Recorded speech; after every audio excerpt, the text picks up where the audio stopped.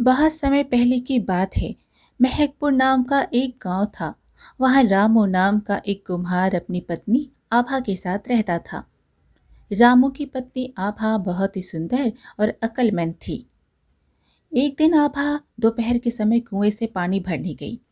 दोपहर की तपती धूप में आभा ने कुएं में रस्सी फेंका और झुककर जैसे ही पानी से लबालब मटके को बाहर खींचा, उसकी कलाई की चूड़ियां खनक उठी।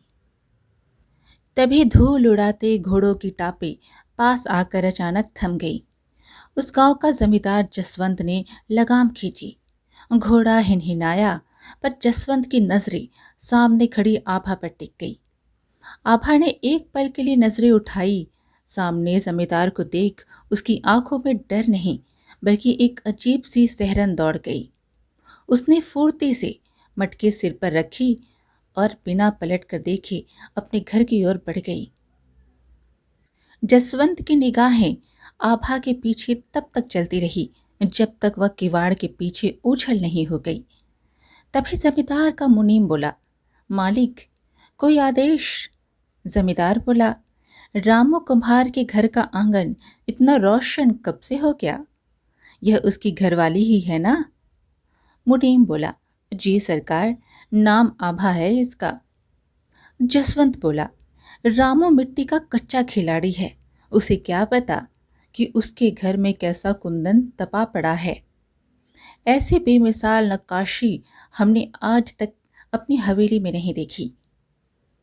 जसवंत की आंखों में एक गंदी योजना आकार ले रही थी। उसने घोड़ों को मोड़ा और धीमी आवाज में बुदबुदाया, इतने कीमती खिलौने मिट्टी के घरों में अच्छे नहीं लगते। अगली सुबह सूरज की पहली किरण अभी ठीक से फूटी भी नहीं थी कि रामू अपने चाक पर झुक गया था। गीली मिट्टी की सौंधी खुशबू के बीच उसके सने हुए हाथ एक मटके को आकार दे रहे थे। चाक तेजी से घूम रहा था, मानो रामू की किस्मत का पहिया हो। तभी उस शांति को जूते की भारी आवाजों और एक कर्कश पुकार ने भंग कर दिया। अरे ओ रामू, ओ मिट्टी के पुतले, बाहर निकल। रामू के हाथ अचानक ठिठक गए। घूमते हुए चाक पर उसका संतुलन बिगड़ा और बनता हुआ मटका एक बेढंग लोदे में बदल गया। उसके सीने में धक धक पड़ गई। जमींदार के प्यादों की आवाज गांव में कभी शुभ समाचार नहीं लाती थी। उसने जल्दी जल्दी हाथ धोए और कांपती आवाज में किवाड़ से बाहर झांका। सामने जमींदार जसवंत के दो लठैत सीना ताने खड़े थे। रामू ने कहा, कहो भाइयों, सब ठीक तो है? इतनी सुबह गरीब के दरवाजे पर कैसे कष्ट किया? लठैतों ने कहा, ठीक तो जमींदार जी तय करेंगे, हम नहीं। चल, तुझे अभी के अभी हवेली चलना होगा, मालिक ने याद किया है। रामू बोला, पर भाई, अभी तो चाक चढ़ाया है, क्या काम है? कुछ पता चले तो। लठैतों ने कहा, जबान ज्यादा चलती है तेरी। मालिक को कुछ खास काम करवाना है तुझसे। अब मिट्टी से सर फोड़ना बंद कर और चुपचाप कदम बढ़ा, वरना घसीट कर ले जाना भी हमें आता है। रामू के मन में अनहोनी की आशंका गहराने लगी। उसने मुड़कर एक बार अपने घर की बंद किवाड़ की ओर देखा, जहां आभा शायद भीतर से यह सब सुन रही थी। बिना कुछ कहे वो उन दोनों की परछाई बनकर हवेली की ओर चल पड़ा। जैसे ही रामू ने हवेली की चौखट लांघ कर सिर झुकाया, हवेली के भारी सन्नाटे में जमींदार जसवंत की हंसी गूंजी। आओ भाई रामू, सुना है तुम्हारी उंगलियों में वो जादू है जो बेजान मिट्टी में जान फूंक देता है। रामू थोड़ा घबराते हुए बोला, मालिक, ये तो बस आपकी कृपा और पुरखों का आशीर्वाद है। जो आज्ञा हो, यह दास हाजिर है। जसवंत बोला, देख रामू, हम तुझे एक ऐसा काम सौंपना चाहते हैं जो तेरी 7 पीढ़ियों की दरिद्रता धो देगा। लेकिन याद रखना, अगर चूक हुई तो 7 जन्मों तक पछताएगा। रामू बोला, कैसा काम मालिक? क्या बनाना है? जसवंत बोला, हमारे पूर्वजों के पास ऐसी कला थी जो अब खो गई है। हमें वैसे ही 10 मटके चाहिए जो पानी से लबालब भरे होने के बावजूद पानी की सतह पर ऐसे तैरे जैसे बत्तख तैरती है। रामू बोला, पर मालिक, मिट्टी तो पानी पीकर भारी हो जाती है। भरा हुआ मटका पानी पर कैसे तैरेगा? यह तो प्रकृति के नियमों के खिलाफ है। प्रकृति का नियम बदलना ही तो असली कारीगरी है रामू। तुझे 3 दिन की मोहलत देते हैं। अगर वो 10 मटके बन गए तो 200 रुपए का इनाम तेरी झोली में गिरेगा। लेकिन अगर तू नाकाम रहा तो 500 रुपए का जुर्माना इस हवेली के खजाने में जमा करना होगा। रामू के मुंह से आवाज नहीं निकली। 500 रुपए! उसके पास तो अगले दिन के राशन के लिए 5 रुपए भी नहीं थे। मालिक रहम करे, मैं गरीब आदमी हूं। जसवंत कुटील मुस्कान से बोला, वक्त कम है रामू, जाओ और अपनी मिट्टी से चमत्कार करो। हवेली से बाहर निकलते ही दोपहर की धूप भी रामू को अंधेरी लगने लगी। उसके कदम मिट्टी के भारी ढेलों की तरह भारी हो रहे थे। वो सोच रहा था, जो चीज आज तक बनी ही नहीं उसे मैं 3 दिन में कैसे बना दूं। यह काम नहीं, यह तो सीधे सीधे गले में फंदा डालने की साजिश है। जब रामू घर लौटा तो उसके चेहरे की हवाइयां उड़ी हुई थी। मिट्टी से सने हाथ थरथरा रहे थे। आभा ने उसे देखते ही समझ लिया कि दाल में कुछ काला नहीं, बल्कि पूरी दाल ही काली है। उसने रामू से पूछा, अजी, चेहरे पर यह कैसा डर है? जमींदार ने क्या कह दिया कि आपके पैर जमीन पर नहीं टिक रहे? रामू ने लंबी सांस ली और टूटते हुए स्वर में पूरा किस्सा सुना दिया।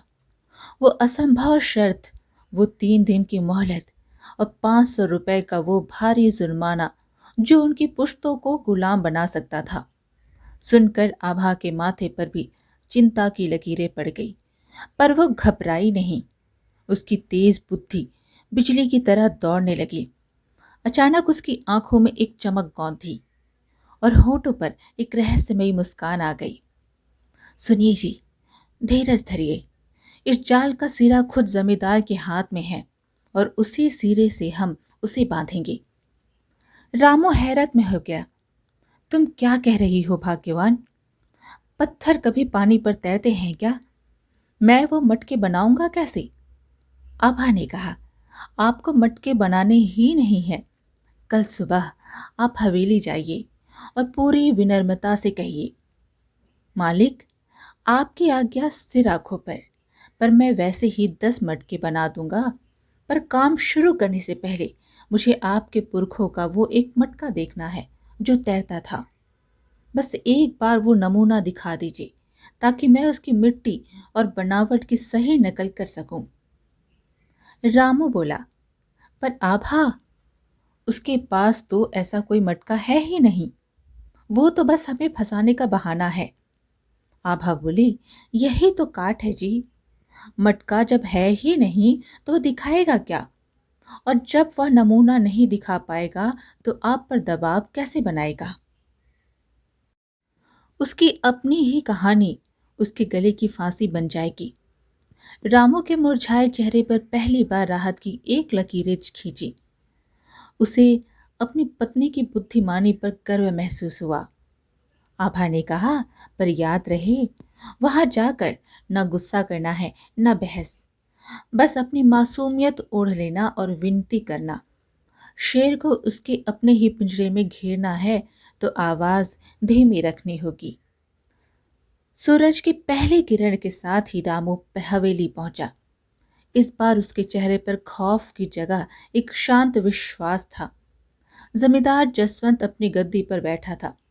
जैसे ही उसने रामू को देखा, उसके चेहरे पर एक कुटिल विजय मुस्कान तैर गई। क्या रामू, इतनी जल्दी काम तमाम कर दिया क्या? क्या 10 मटके तैयार हैं? मालिक, आपकी आज्ञा का पालन करने के लिए ही तो मैं रात भर सो नहीं पाया। मिट्टी सान ली, चाक तैयार है। बस एक छोटी सी अड़चन आ गई है जिसमें आपकी मदद चाहिए। मदद? कैसी मदद? क्या मिट्टी कम पड़ गई है या नीयत डोल रही है? नहीं मालिक, बात नीयत की नहीं, हुनर की है। मैं ठहरा एक साधारण कुम्हार, मिट्टी से खिलौने और घड़े तो बना लेता हूँ, पर कुदरत के नियम को चुनौती देने वाला तो वो चमत्कारी मटका मैंने आज तक अपनी आंखों से देखा भी नहीं। मैं नहीं चाहता कि मेरी अज्ञानता के कारण आपकी पुश्तैनी शान में कोई कमी आए। जसवंत बोला, तो तू कहना क्या चाहता है? साफ साफ बोल। रामू बोला, यही कि आपके खजाने में पुरखों का वह एक मटका तो सुरक्षित होगा ही, जो पानी पर तैरता था। बस एक बार वह नमूना इस गरीब को दिखा दे। उसकी दीवार की मोटाई, उसका घेरा और उसका रूप देख लूं तो कसम खाकर कहता हूं कि बाकी के 10 मटके बिल्कुल उसी की परछाई लगेंगी। जसवंत बोला, नमूने की क्या जरूरत है? तू खुद को बड़ा कारीगर समझता है ना, तो अपनी अक्ल लगा। मालिक, कारीगर तो मैं हूं, पर जादूगर नहीं। आपके पुरखों की उस महान विद्या का प्रमाण तो आपके पास ही होगा।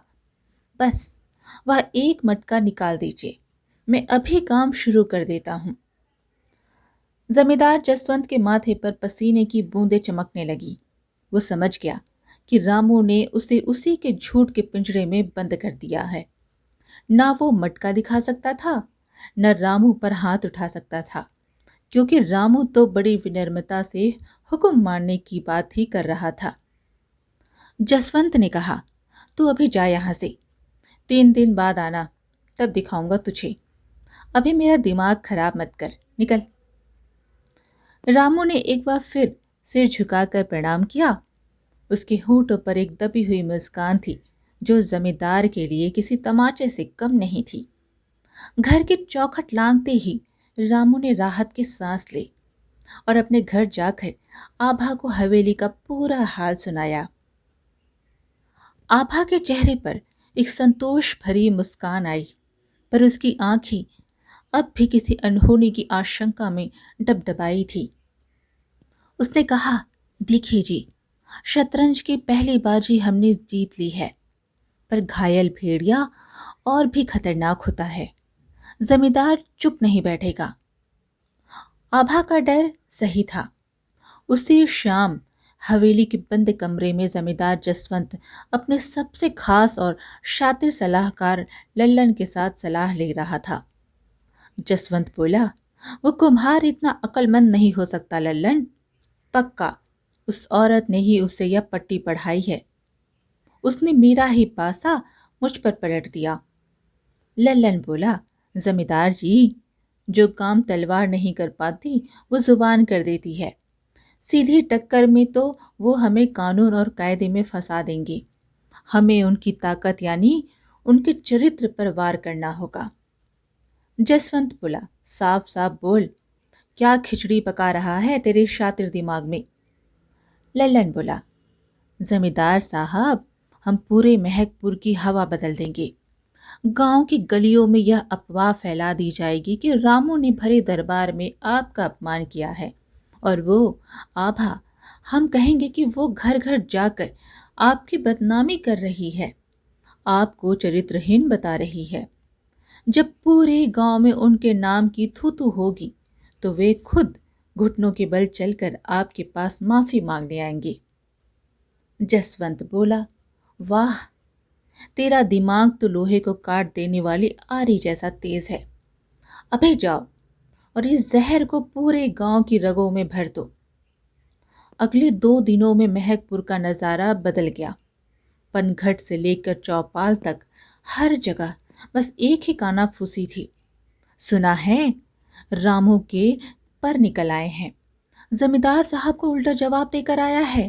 अरे भाई, असली आग तो उसकी लुगाई आभा ने लगाई है।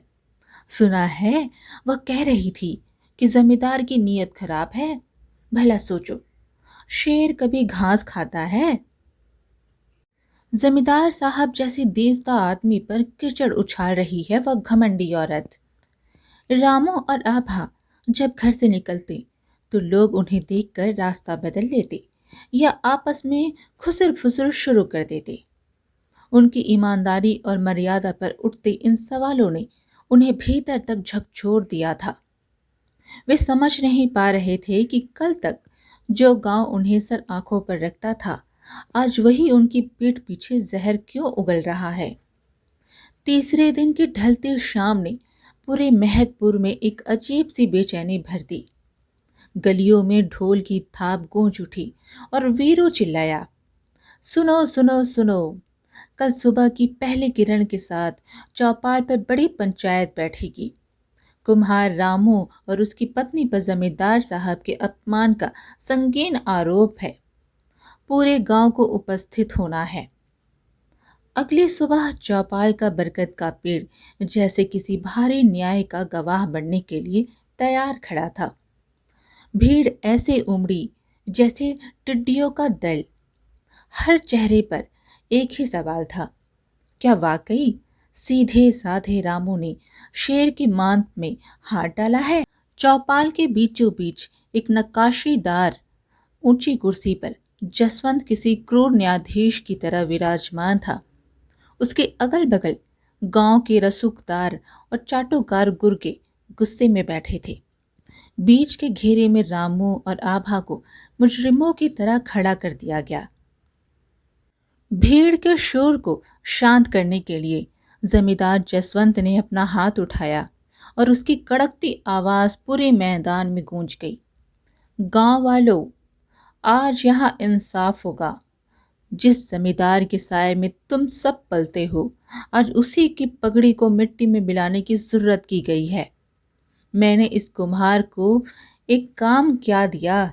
इसने अपनी औकात भूलकर मुझसे बदजुबानी की है और इसकी लुगाई, इसने तो मर्यादा की सारी हदें पार कर दी। पूरे महकपुर में मेरे चरित्र पर कीचड़ उछाला है। रामू बोल पड़ा, मालिक, कसम है भगवान की, मैंने कभी ऊंची आवाज में आपसे बात तक नहीं की। और आभा, वो तो घर की दहलीज भी नहीं लांघती, वो आपके खिलाफ कैसे बोल सकती है? यह सब झूठ है, सरासर झूठ है, झूठ है। जसवंत बोला, तू कहना क्या चाहता है कि यह पूरा गांव, यह शरीफ लोग जो बातें कर रहे हैं वो सब झूठे हैं? क्या हवा में उड़ते हैं? ये बातें बिना किसी जुबान की पैदा हुई है? बोल रामू, क्या पूरा महकपुर तेरे खिलाफ साजिश रच रहा है?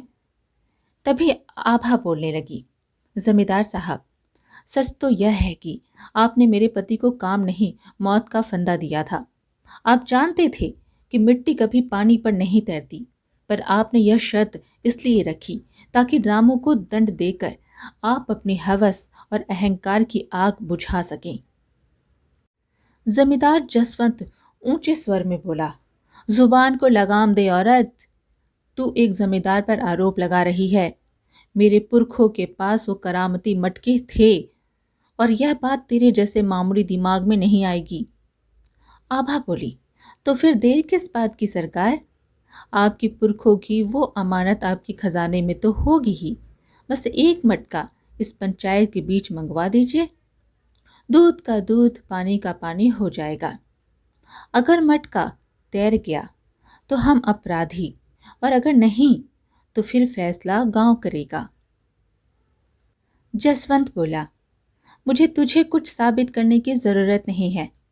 तभी गांव के बुजुर्ग मुखिया गिरधारी लाल जी अपनी लाठी टेकते हुए खड़े हुए।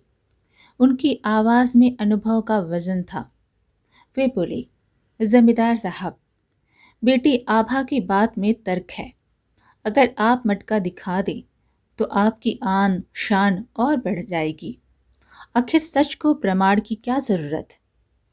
जसवंत बोला, मटके को मारो गोली। इस औरत ने मेरी बदनामी की है।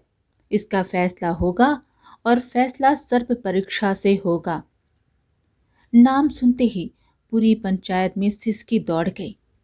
एक घड़े में जहरीले काले नाग डाले जाते हैं और आरोपी को उसमें हाथ डालना पड़ता है। रामू दहाड़ मारकर रो पड़ा, नहीं मालिक, रहम करें, मेरी पत्नी की जान मत लीजिए। तभी आभा ने कहा, मुझे मंजूर है, मैं उस घड़े में हाथ डालूंगी, पर मेरी भी एक शर्त है। जमींदार जसवंत बोला, अब कैसी शर्त? आभा ने कहा, न्याय का तराजू बराबर होना चाहिए साहब। आरोप आपने लगाया है और निर्दोष मैं हूं, तो पहले आप उस घड़े में हाथ डालेंगे, फिर मैं। अगर आप सच्चे जमींदार हैं और आपके मन में कोई मैल नहीं है, तो आपको डर कैसा? आइए, ईश्वर आपकी भी रक्षा करेगा। चौपाल पर जैसे बम फूट पड़ा। जमींदार का चेहरा पीला पड़ गया। उसके हाथ कांपने लगे। उसे बचपन से ही सांपों से इतना डर लगता था कि उनका नाम सुनकर उसकी रूह कांप जाती थी। मुखिया गिरधारी लाल ने गंभीर होकर कहा, आभा ने न्याय की बात कही है। बराबरी की परीक्षा ही धर्म है। जमींदार साहब, आपको आगे आना ही होगा। हाँ, पहले हाथ जमींदार साहब डालेंगे। इंसाफ बराबर का होगा। जसवंत ने देखा कि बाजी पलट चुकी है। उसकी आंखों में छटपटाहट और डर साफ दिख रहा था। वो कुर्सी से झटके से उठा और बदहवासी में चिल्लाया, बहुत हुआ। यह पंचायत भंग की जाती है। मैं इस गांव का मालिक हूं और मेरा हुक्म आखिरी है। रामू और आभा को 3 दिन के भीतर यह गांव छोड़ना होगा, वरना अंजाम बुरा होगा। मुखिया गिरधारी लाल भी समझ चुके थे कि रामू और उसकी पत्नी आभा निर्दोष हैं। वे जमींदार जसवंत से बोले, जमींदार साहब, अगर आप परीक्षा नहीं देना चाहते तो रामू और आभा भी यह गांव छोड़कर कहीं नहीं जाएंगे, क्योंकि इंसाफ बराबर का होना चाहिए। जमींदार जसवंत गुस्से में चौपाल से चला गया। जमींदार जसवंत के जाते ही चौपाल पर लगा सन्नाटा एक भयंकर गर्जना में बदल गया। गांव वालों की आंखों पर बंधी डर की पट्टी खुल चुकी थी। उन्होंने अपनी आंखों से देख लिया था कि जो इंसान दूसरों की पवित्रता की परीक्षा लेना चाहता था, वो खुद कायरता की गहरी खाई में गिरा हुआ है। आज की कहानी यहीं पर समाप्त हुई। फिर मिलेंगे एक और कहानी के साथ। कहानी पसंद आए तो एक लाइक ज़रूर करें और कमेंट में हरे कृष्णा ज़रूर लिखें। चैनल को सब्सक्राइब करना बिल्कुल ना भूलें। धन्यवाद।